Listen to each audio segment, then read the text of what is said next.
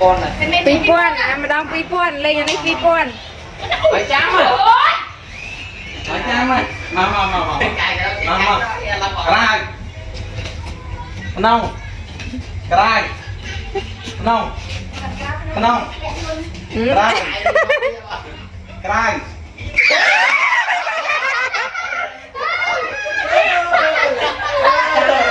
đây ta rồi đây còn tiệc lan nông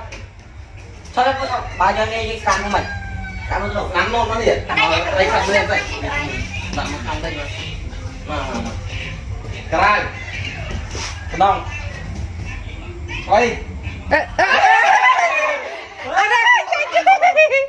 Việt ra canh kê lốt con này chú mình canh kê ngon cái nông tam tam cái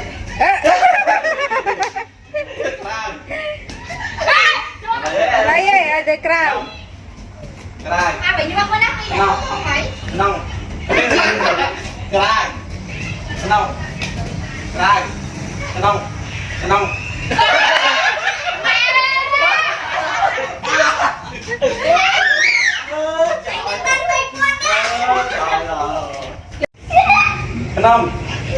nông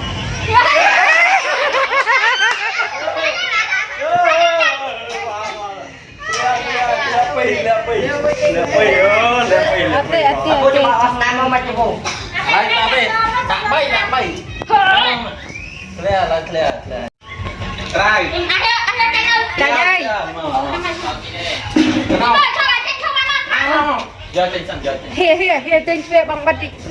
tiếp tục tinh về bằng Đam Cài Cào sini hai tay trao hai tay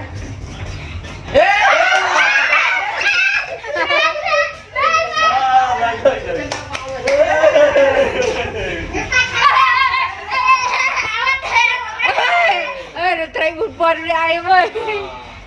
làm thế đó